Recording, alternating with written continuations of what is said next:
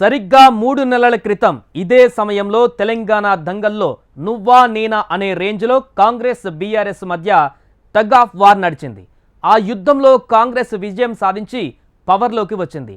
దశాబ్దం పాటు రాష్ట్రాన్ని ఏలిన గులాబీ పార్టీ ప్రతిపక్ష హోదాతో సరిపెట్టుకుంది. కానీ ఆ యుద్ధం ఆరంభం మాత్రమే. అసలు సిసలు యుద్ధం జరగబోయేది ఇప్పుడే. అందుకే ఆ రెండు పార్టీలు మరోసారి దేనికైనా రెడీ అంటున్నాయి. అందుకు పవర్ఫుల్ అస్త్రంగా ప్రాజెక్టులను ఎంచుకున్నాయి. ఈ యుద్ధంలో కాంగ్రెస్ మేడిగడ్డ టూర్తో గేమ్ మార్చేస్తే జస్ట్ టైం గ్యాప్ అంతే, టైమింగ్లో గ్యాప్ ఉండదంటూ గులాబీ బాస్ గ్రాండ్ ఎంట్రీ ఇచ్చేశారు. ఇంతకు పార్లమెంటు మహాసంగ్రామానికి రంగం సిద్ధమవుతున్న వేళ ఆ రెండు పార్టీలు మార్చిన వ్యూహాలేంటి? ప్రాజెక్టుల చుట్టూ జరుగుతున్న జగడంలో ఎవరి స్ట్రాటజీ ఎలా ఉంటుంది? టీ పాలిటిక్స్ లో పీక్స్ కు చేరిన ప్రాజెక్టుల పంచాయతీ. మేడిగడ్డ టూర్ తో తొడగొడుతున్న CM Revanth Reddy. Medigadda barrage 1.5 metre, దాదాపుగా 5 ఫీట్లు భూమిలోకి కుంగిపోయింది. నల్గొండ సభతో కౌంటర్ ఇచ్చిన మాజీ సీఎం కేసీఆర్. ఏదైనా పోతే సదరాలు దాన్ని మంచిగా చేయాలి, తొందరగా మంచిగా చేసి రైతులకు నీళ్ళు ఇవ్వాలి. కానీ మేము మేడిగడ్డకు పోతాం, బొందలగడ్డకు పోతాం, ఇదే రాజకీయమా? డిసెంబర్ 3, 2023 తెలంగాణ రాజకీయంలో బిగ్ డే. అది ఆ రోజే 10 ఏళ్ల గులాబీ పాలనకు చెక్ పడే తీర్పు వచ్చింది. గ్రాండ్ వరల్డ్ పార్టీకి ఫస్ట్ టైం అధికారం వచ్చింది. అదేం ఆషామాషిగా వచ్చిన మార్పు కాదు. బీఆర్ఎస్ సొంత తప్పిదాలతో పాటు రేవంత్ టీం చేసిన పోరాటమే తెలంగాణలో తిరుగులేదనుకున్న పార్టీని ప్రతిపక్షంలో కూర్చోబెట్టింది. అయితే అదంతా గతం. అసెంబ్లీ ఎన్నికలకు మాత్రమే పరిమితమైన యుద్ధం అది. కానీ ఇప్పుడు జరుగుతున్న యుద్ధం వేరు. ఎందుకంటే ఇది ఆనాటి అసెంబ్లీ ఫలితాలు రైటో రాంగో డిసైడ్ చేసే యుద్ధం. అవును, మీరు వింటోంది నిజమే. త్వరలో జరగబోయే లోక్సభ ఎన్నికలు కాంగ్రెస్ కారు పార్టీలకు అత్యంత కీలకం. ఒకవేళ ఈ సమరంలో కాంగ్రెస్ ఓడితే అసెంబ్లీ ఫలితం గాలివాటమే అవుతుంది. అదే బీఆర్ఎస్ ఓడితే అసెంబ్లీ ఎన్నికల తీర్పే నిజమవుతుంది. ఈ అసలు సిసలు పోరాటంలో కమలం పార్టీ కథ వేరే. ఎందుకంటే అసెంబ్లీ ఎన్నికల మాదిరిగానే పార్లమెంటు సమరంలోనూ ఈ రెండు పార్టీలే మొదట యాక్షన్లోకి దిగాయి. అందుకు ప్రాజెక్టులను వేదిక చేసుకున్నాయి. గతంలో ఉన్న ప్రభుత్వం ఏం చెప్పింది? బ్యారేజీ కింద ఇసుక కదిలింది, ఇసుక కదిలితే ప్రాజెక్టు కుంగింది అని చెప్పిండ్రు అధ్యక్ష. నేను తమరి ద్వారా అడుగుతున్న అధ్యక్ష, ఇసుకలో పేక మేడలు కట్టిండ్రు అధ్యక్ష. ఇసుక కదిలేటట్ల ప్రాజెక్టు బ్యారేజు కట్టి 1000 కోట్ల రూపాయలు ఖర్చు పెట్టి ఈరోజు అది కుంగిపోయితే చుట్టూత పోలీసు పహారాలు, ఈ మేడిగడ్డ ప్రాంతంలో పిట్ట కూడా ఎగరడానికి వీలు లేకుండా ఆనాటి ప్రభుత్వం ఆ కుంగిన బ్యారేజ్ను ఎవరిని చూడకుండా దాన్ని దాచిపెట్టిండ్రు.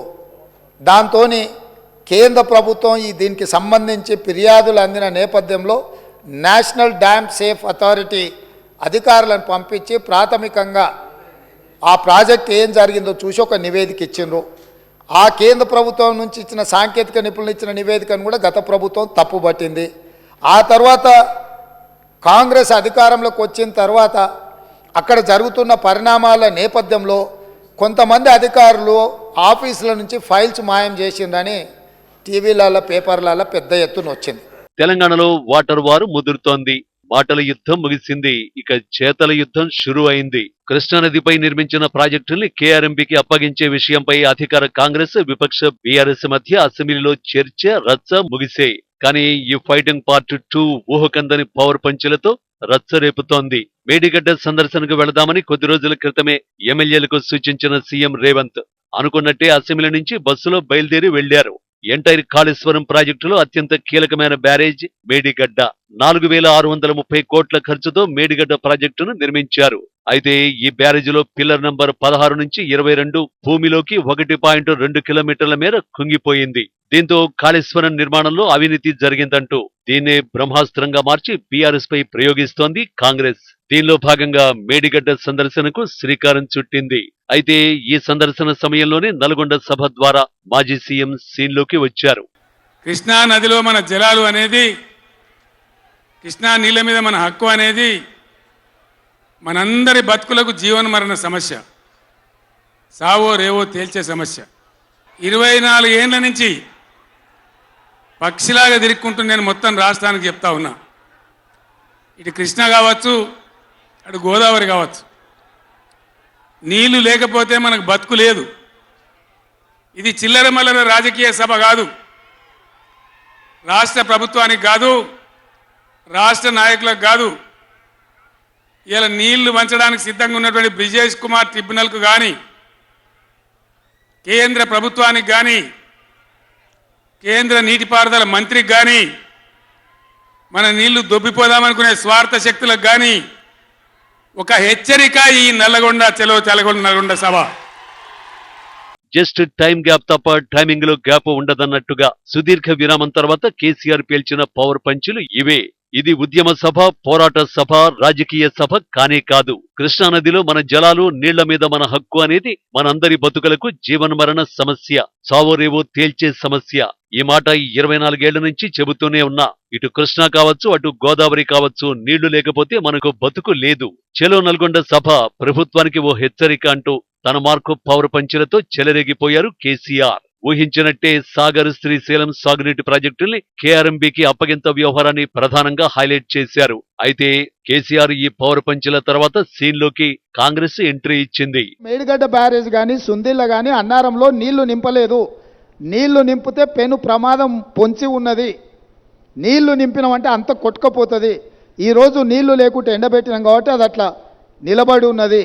అది ఏ క్షణమైనా కుప్పగూలడానికి సిద్ధంగా ఉంది. మీరే కళ్ళతో చూసిండ్రు. మేడిగడ్డ బ్యారేజు 1.5 మీటర్ దాదాపుగా 5 ఫీట్లు భూమిలోకి కుంగిపోయింది. ఇది మేం చెప్పడం లేదు, సాంకేతిక నిపుణులు చెప్తున్నారు. కళ్ళకు గట్టినట్టుగా పగుళ్ళు కనిపిస్తున్నాయి. కాంక్రీట్ స్ట్రక్చర్సు అంత వర్టికల్గా క్రాక్స్ వచ్చి ఉంటే దాని ఒక చిన్న సంఘటన కింద ముఖ్యమంత్రి గారు, మాజీ ముఖ్యమంత్రి గారు మాట్లాడుతున్నారు అని అంటే అసలు చంద్రశేఖరరావు గారి ఆలోచన, చేసిన తప్పిదాలను కప్పిపుచ్చుకోవడానికి చేస్తున్న ప్రయత్నము ఈరోజు తెలంగాణ సమాజం అంతా గమనించాల్సిన అవసరం ఉన్నది.